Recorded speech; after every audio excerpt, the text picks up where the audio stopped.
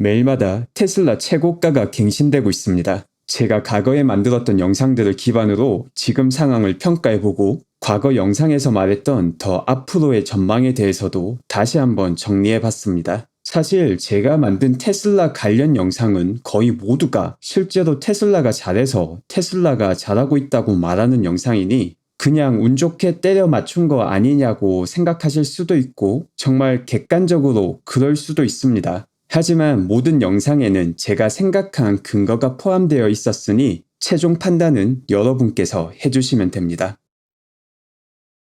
실제 거래되는 테슬라 주식의 10%입니다. 앞서 말씀드린 인덱스 펀드와 합치게 되면 이것만으로도 거의 24%가 됩니다. 그런데 여기서 또 끝이 아닙니다. 영상을 제작 중인 18일 테슬라의 주가가 9.4% 올라 483달러에 거래되고 있습니다. 이렇게 테슬라의 가격이 오르면 앞서 말씀드린 S&P 500 안에서 테슬라 비중이 1.01%에서 더 오르게 되고 그 결과 인덱스 트래킹 펀드와 벤치마크 펀드에서 테슬라를 사게 되는 절대적인 숫자가 더 많아지게 됩니다. 이렇게 추가적으로 더 사야 되는 테슬라의 주식은 벌써 펀드에서 매수한 양이 아닌 앞으로 12월 21일 전까지 혹은 그 당일 매수가 될 것입니다. 아직도 30일도 넘게 남은 S&P 편입인데 잘하면 스노우볼이 제대로 굴러갈 가능성이 있는 것이죠.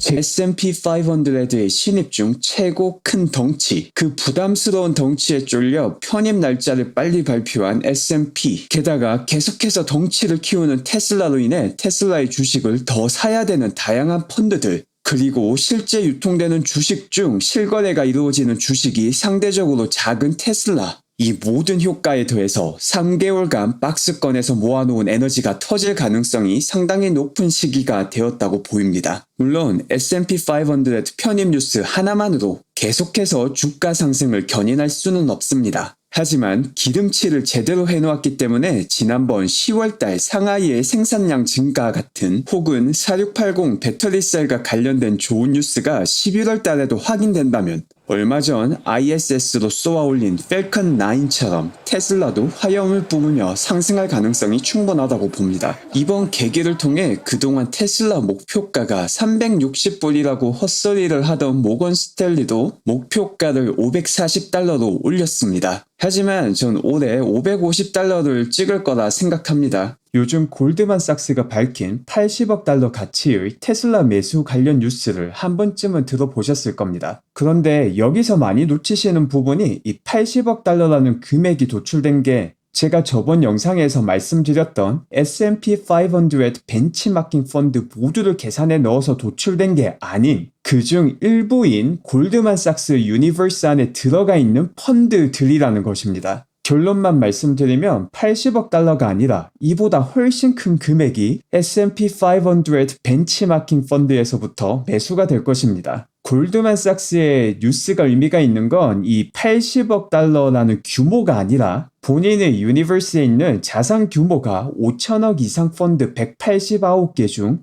157개, 즉 83%의 펀드가 테슬라의 주식을 9월 30일 기준으로 보유하지 않았다는 정보입니다. 이 83%가 중요한 정보입니다. 제가 지난 S&P 영상에서 벤치마크 펀드의 경우 테슬라의 S&P 500 안의 비중의 반만 적용해 0.5%로 계산한 이유도 벌써 어느 정도 테슬라를 가지고 있는 펀드가 많을 것이라는 생각 때문이었습니다. 그런데 골드만삭스 유니버스 안의 일부 샘플에 의하면 83%가 테슬라를 가지고 있지 않았다고 하니 제가 지난번 영상에서 계산한 333억 달러가 정말 거의 최저치라고 봐도 괜찮다고 생각됩니다. 보수적으로 계산했을 때 인덱스 트래킹 펀드에서 매수할 규모가 460.5억 달러, 벤치마크 펀드가 333억 달러, 이 둘을 합쳐서 793.5억 달러를 한 주당 490불로 환산할 경우 1.6억 주입니다.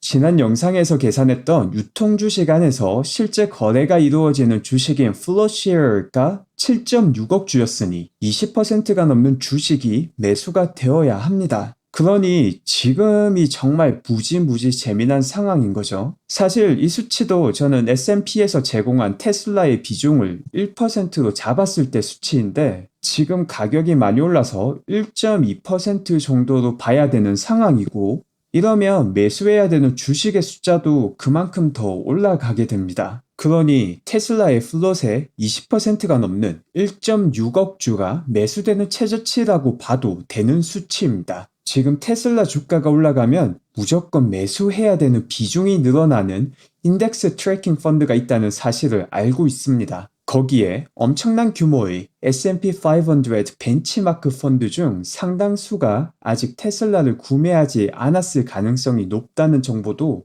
이번 골드만삭스 뉴스를 통해서 알게 되었습니다. 이런 상황에서 단순히 $500 찍었다고 매도를 하거나 최고가를 갱신했다고 마음을 조마조마하실 필요는 없다고 봅니다. 한참 남았습니다.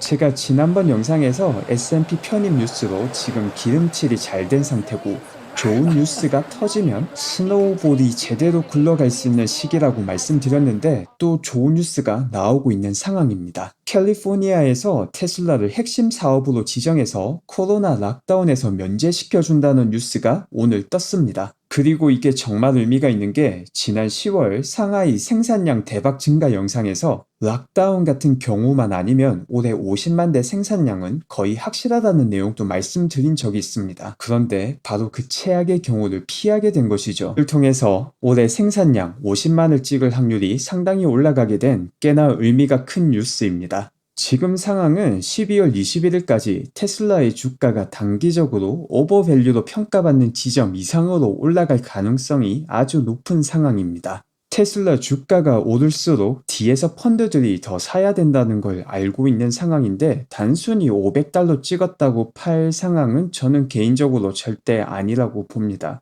이 보유 의견이십니다. 지금부터는 1인칭 시점으로 전해드리겠습니다. 만약 테슬라도 너무 고평가된 상태라면 그렇게 의견을 말할 것입니다. S&P 편입과 함께 $490에서 더 오를 가능성이 있습니다. 잘 생각해보세요. S&P 편입 발표 후 20%가 올랐고 여전히 플롯의 16%를 인덱스 펀드가 사야 됩니다. 그냥 사서 들고 있으세요. 여기까지 보신 구독자가 아니신 분은 일단 구독을 한번 눌러주시고 앞으로 전망에 대해 이야기했던 내용들도 살펴보겠습니다. 그리고 사실 $550를 찍어봤자 앞으로 다가올 상승에 비하면 그리 큰 상승이라고 생각하지도 않습니다.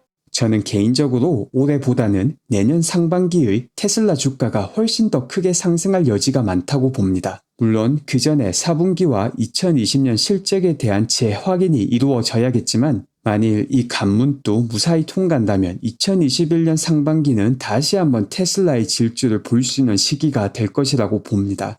만약 정말 주식을 팔고 싶으시다면 21일 주변에서 단기적으로 테슬라가 고평가될 가능성이 높은 구간이니 그때 처분하시기를 추천드리고 싶습니다.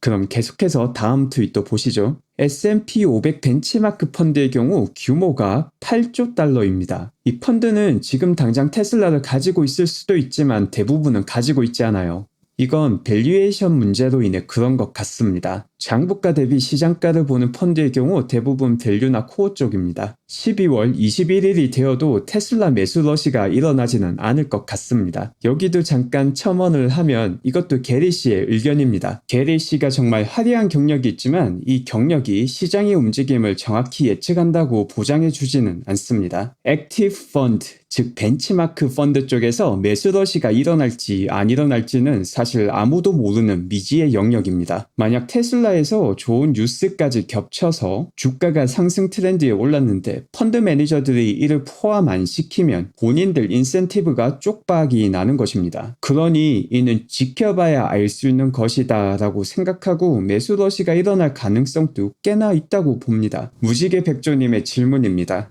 테슬라가 S&P 편입 날짜 주변에 유동성 증가를 위한 유증 가능성에 대해서 어떻게 생각하시나요? 만약 그렇게 결정한다면 관련 공지가 10일 이내로 나오지 않을까 싶어요. 그렇다면 몇 %의 주가는 떨어지지 않을까 싶네요. 테슬라는 지금 현금이 필요하지 않고 S&P에서도 이를 원하지 않아요. 지난 9월 시장가에 판매하는 50억 달러 규모의 유증을 진행했을 때 S&P는 테슬라 편입을 무시해버렸죠. 지금 490달러인 상황에서 일론과 잭은 S&P에서 유증을 하라고 해도 싫다고 말해야 된다고 봅니다. 여기서 첨언을 드리면 유상증자가 주가에는 당연히 부정적인 영향을 주지만 지금 S&P 편입 전 주가가 치솟을 확률이 높고 그 결과 테슬라의 S&P 비중이 올라 인덱스 펀드에서 더 사들이고 이걸 보고 투기 세력들이 들어오고 아주 혼란스러운 상황이 연출될 수 있습니다. 이를 고려해서 유증으로 유동성도 확보하고 주가도 낮추며 안정성도 챙기는 방안이 있기는 하지만 지난번 9월에 테슬라에서 이런 시그널을 줬는데도 S&P는 테슬라 편입을 시키지 않았죠. 그래놓고 지금 와서 다시 S&P가 테슬라에게 유증을 요구하면 그냥 무시해 버려야 된다는 의미입니다.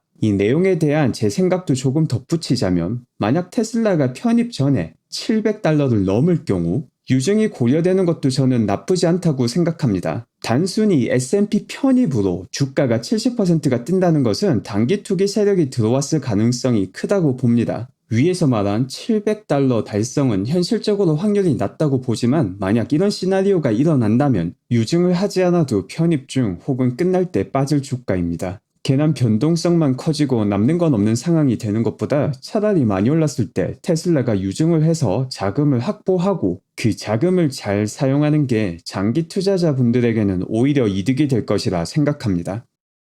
지금 제가 테슬라를 바라보는 시점도 앞서 말씀드린 내용과 똑같습니다. 여기서 변수가 추가되는 건 S&P 편입 완료 전까지 얼마나 임팩트 있는 뉴스가 나오냐입니다. 제가 이전에 소개해드린 락다운 면제 소식도 상당히 의미가 있었다고 보고 오늘 테슬라티에서 나온 FSD 관련 소식도 상당히 의미가 크다고 봅니다. 이 뉴스에 의하면 우리나라 서울 혹은 부산 정도의 난이도는 아니지만 상당히 차량 움직임이 활발한 라스베거스 도시 안에서도 FSD가 잘 작동하는 모습을 보여줬습니다. 그리고 매 10일간 계속해서 FSD가 업데이트가 되고 있죠. 이런 좋은 소식들을 고려하면 제가 앞서 말한 700달러 도달도 불가능한 것은 아니라고 봅니다. 다만 확실한 뉴스와 데이터가 추가로 업데이트되지 않는 한 이 수치는 아주 높은 수준의 스페큘레이션이 들어간 상태이기에 당연히 엄청난 변동성을 예상하셔야 됩니다. 그 변동성의 방향이 위일지 아래일지는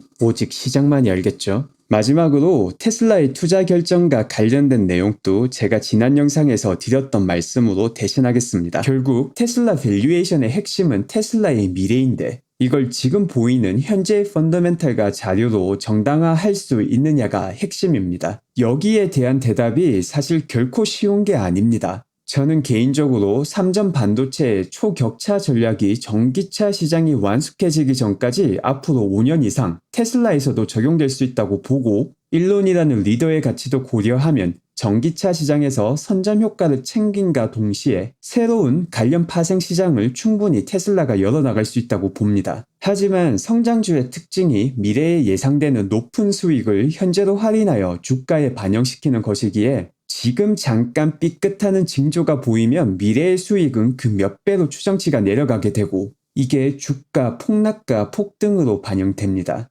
마치 각도기에서 1도의 차이가 1m 앞에서는 큰 의미가 없지만 10km 뒤에서는 엄청난 차이를 만드는 것과 같은 원리입니다. 그래서 테슬라 투자의 핵심은 결국 본인이 감당하셔야 됩니다. 저는 테슬라가 잘 해낼 것이라 믿지만 제 믿음과 별개로 최종 투자 결정은 본인이 오롯이 감당하셔야 됩니다.